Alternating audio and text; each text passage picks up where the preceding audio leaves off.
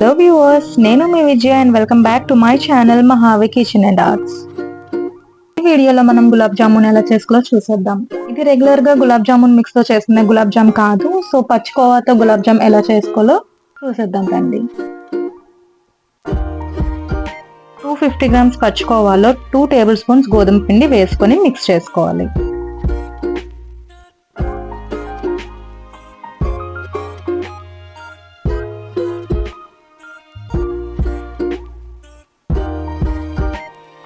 ఇప్పుడు చిటికెడు తినే సోడా వేసుకొని కొంచెం నీళ్ళు వేసి బాగా మ్యాష్ చేసుకోవాలి.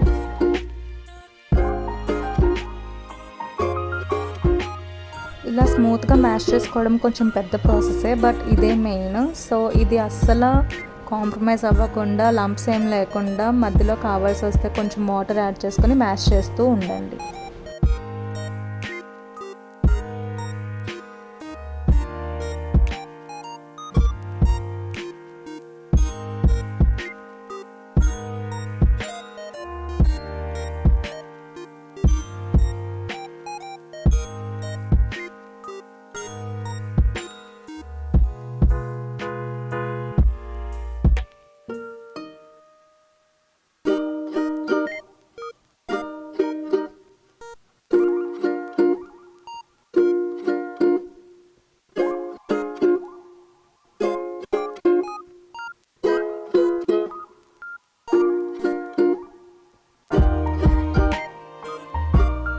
స్మూత్గా మ్యాష్ చేసుకున్న తర్వాత మనం దీన్ని ఏం రెస్ట్ చేయక్కర్లేదు, ఇమీడియట్గా ప్రిపేర్ చేసుకోవచ్చు.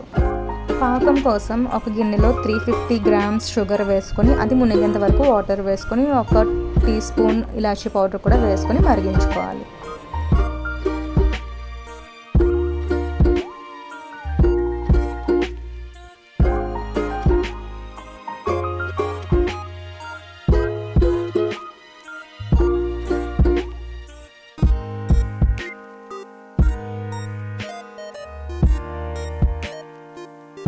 షుగర్ కరిగేంత వరకు మరిగించుకుంటే చాలు. ఇంకా ఎక్కువ మరిగిస్తే థిక్ అయిపోతుంది, గులాబ్ జామున్కి బాగోదు. ఇప్పుడు ఒక ప్యాన్లో డీప్ ఫ్రైకి సరిపడా నెయ్యి వేసుకోవాలి. మేము నెయ్యి యూజ్ చేస్తాము, మీరు ఏ కుకింగ్ ఆయిల్ అయినా యూజ్ చేసుకోవచ్చు.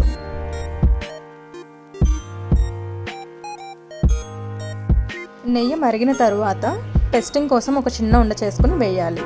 అది ఏమైనా విచ్చుతుంది అనుకున్నప్పుడు ఆల్రెడీ కలిపి పెట్టుకున్న ముద్దలో ఇంకొంచెం గోధుమ పిండి వేసి బాగా కలుపుకోవాలి.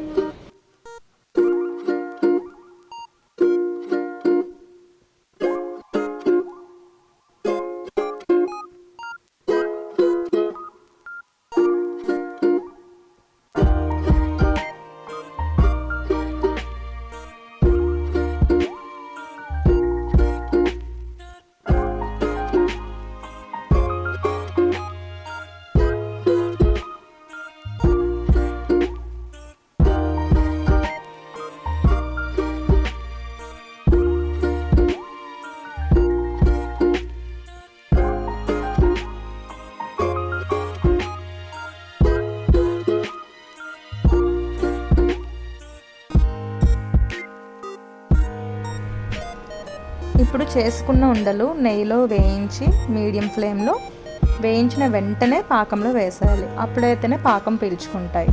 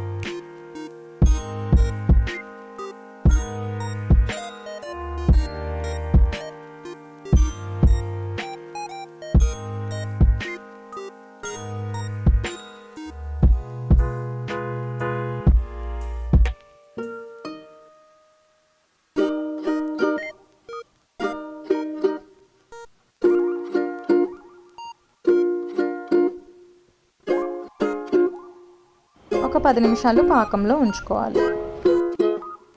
10 నిమిషాల తర్వాత ఒక సర్వింగ్ బౌల్లోకి గులాబ్ జామ్ తీసుకొని వాటి మీద కట్ చేసిన పిస్తా వేసుకొని సర్వ్ చేసుకోవడమే. మీరు కూడా ట్రై చేసి ఎలా ఉందో కామెంట్ సెక్షన్లో కామెంట్ చేయండి. And thanks for watching my video.